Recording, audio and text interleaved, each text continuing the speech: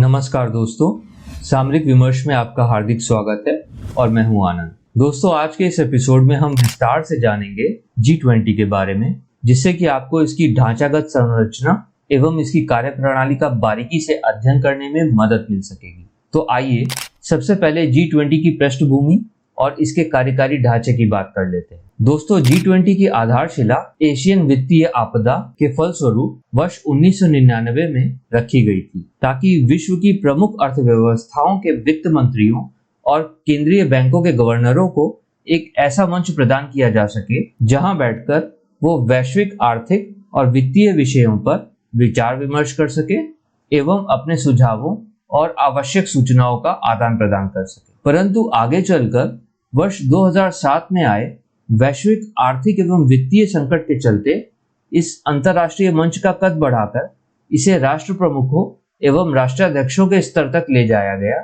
और वर्ष 2009 आते आते तो इस वार्षिक सम्मेलन का स्तर वैश्विक आर्थिक सहयोग के प्रमुखतम सम्मेलनों में से एक का हो गया। अब यदि बात करें इस सम्मेलन के कार्यक्रम की, तो G20 शिखर सम्मेलन प्रतिवर्ष क्रमानुसार परिवर्तनशील अध्यक्ष राष्ट्र की अध्यक्षता में आयोजित किया जाता है। और जैसा कि आप सब जानते ही हैं कि इस वर्ष इस सम्मेलन का अध्यक्ष होने के नाते यह दायित्व भारत के पास है एवं भारत के पास इस वैश्विक समूह की अध्यक्षता 1 दिसंबर 2022 से लेकर 30 नवंबर 2023 तक है। आइए अब जरा G20 समूह के पारस्परिक उद्देश्यों को भी जान लेते हैं। तो दोस्तों, इस अंतर्राष्ट्रीय समूह के उद्देश्यों में इसकी स्थापना से लेकर अब तक काफी वृद्धि हुई है, जो कि समूह की बदलते वैश्विक परिदृश्य में आवश्यकता अनुसार स्वयं को ढालने की क्षमता और लगातार बढ़ती प्रासंगिकता का ही परिचायक है। जहां एक और शुरुआत में यह समूह बृहद मैक्रो इकोनॉमिक्स से जुड़े विषय ही देखता था, वहीं अब इसका एजेंडा काफी बढ़ गया है और इसने अब trade, sustainable development, health, agriculture, energy, environment, climate change और एंटी करप्शन जैसे मुद्दों को भी अपने कार्यक्षेत्र में सम्मिलित कर लिया है। अब आइए इसके मेंबरशिप स्ट्रक्चर को समझते हैं। तो जैसा कि नाम से समझा जा सकता है कि G20 दरअसल 20 सदस्यीय समूह है, जिनमें की 19 सदस्य देश हैं और 20वां सदस्य यूरोपियन यूनियन नामक संस्था है। और इसके सदस्य देश कुल 5 उप समूहों में बटे हुए हैं और जिस उप समूह में हमारा देश भारत सम्मिलित है, उसके अन्य सदस्य देश हैं रशिया, साउथ अफ्रीका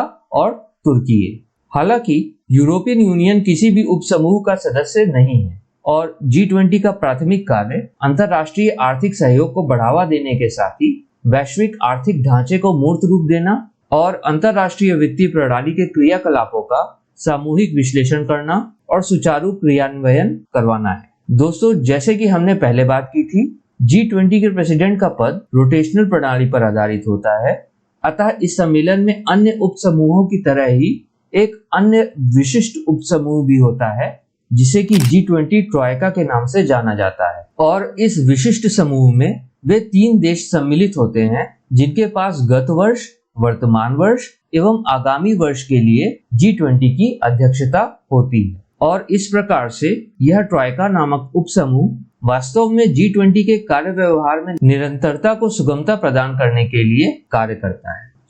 इस वर्ष की ट्रॉयका में भारत के साथ पिछले वर्ष का अध्यक्ष देश इंडोनेशिया एवं आगामी वर्ष का अध्यक्ष देश ब्राजील शामिल हैं और ट्रॉयका में सम्मिलित देश परस्पर एक दूसरे का सहयोग करते रहते हैं। यहाँ यह भी बताते चलें कि G20 के अध्यक्ष देश के ऊपर ही सभी सदस्यों को विभिन्न बिंदुओं पर एकमत करवाकर एक सर्व स्वीकार्य घोषणा पत्र निष्पादित करवाने की कठिन जिम्मेदारी होती है। एवं आपकी जानकारी हेतु बता दूं कि G20 का स्वयं का कोई पूर्णकालिक सेक्रेटेरिएट अथवा स्टाफ नहीं होता है। आइए अब बात करते हैं इस महासम्मेलन में आने वाले गैर सदस्यीय मेहमान आगंतुकों की। तो दरअसल G20 में यह परंपरा रही है कि हर साल होने वाले इस शिखर सम्मेलन में कुछ मेहमान देशों और अंतर्राष्ट्रीय संस्थाओं को भी इनवाइटेड ऑब्जर्वर की हैसियत से इसमें भाग लेने के लिए बुलाया जाता है। एवं इस वर्ष भारत द्वारा G20 का अध्यक्ष देश होने के नाते जिन देशों को इसमें बुलाया गया है,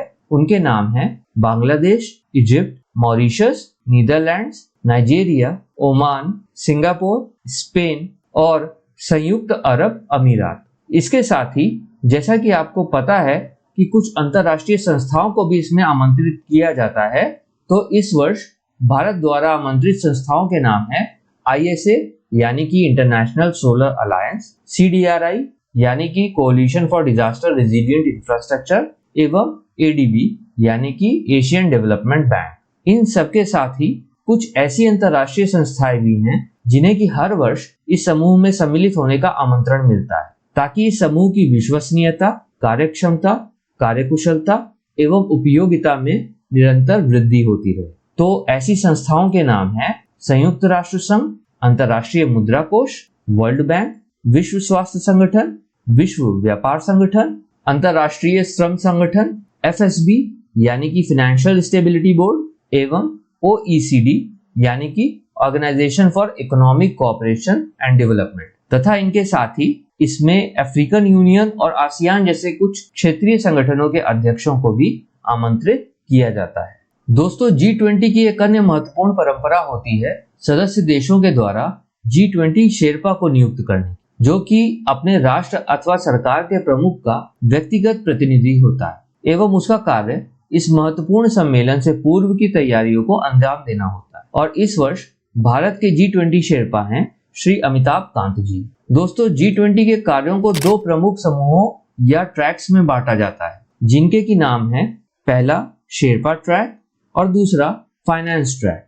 और इन दोनों में से जहां शेरपा ट्रैक में सोशियो इकोनॉमिक विषयों से जुड़े मुद्दों जैसे कि कृषि, जलवायु, ऊर्जा, स्वास्थ्य, शिक्षा, पर्यटन, अर्थव्यवस्था के डिजिटाइजेशन, रोजगार, भ्रष्टाचार रोधी तंत्र, व्यापार एवं निवेश और पर्यावरण आदि पर कार्य होता है, वहीं फाइनेंस ट्रैक में फिस्कल एवं मौद्रिक नीतिगत विषयों से संबंधित जटिल मुद्दों जैसे कि वैश्विक अर्थव्यवस्था, अंतरराष्ट्रीय वित्तीय नियमन, आर्थिक ढांचागत विकास, वित्तीय समावेशन, अंतरराष्ट्रीय कर नीति निर्धारण एवं अंतरराष्ट्रीय आर्थिक संरचना एवं संसाधनों आदि पर गहनता से कार्य होता है। साथ ही फाइनेंस ट्रैक में सदस्य देशों के वित्त मंत्रियों एवं उनके केंद्रीय बैंकों के गवर्नरों का प्रतिनिधित्व होता है और इनकी वर्ष में 4 बार मीटिंग्स होती हैं एवं इनमें से भी 2 मीटिंग्स वर्ल्ड बैंक और अंतरराष्ट्रीय मुद्रा कोष की वार्षिक मीटिंग्स के साथ ही होती है ताकि इनमें परस्पर आपसी तालमेल बना रहे। दोस्तों, शेरपा ट्रैक एवं फाइनेंशियल ट्रैक भी परस्पर कई वर्किंग ग्रुप्स में बटे रहते हैं ताकि इनका काम सुचारू रूप से चलता रहे। तो दोस्तों, अंत में मैं आपसे बस यही कहना चाहूंगा कि यह सम्मेलन एक ऐसे समय पर भारत में होना जबकि हमारा देश विभिन्न क्षेत्रों में सफलता के नित नए कीर्तिमान गढ़ रहा है और अर्थव्यवस्था एवं सामरिक सामर्थ्य में मजबूती से अपने कदम आगे बढ़ा रहा है, एक अत्यंत महत्वपूर्ण घटना है और आशा है कि हम एक राष्ट्र के तौर पर इस समय का भरपूर सदुपयोग कर पाएंगे। आपका इस एपिसोड के अंत तक बने रहने के लिए धन्यवाद। मैं आनंद आपसे सामरिक विमर्श के अगले एपिसोड में किसी नए विषय के साथ मिलने तक की आपसे विदा लेता हूं। तब तक अपना ज्ञान वर्धन करते रहें। धन्यवाद।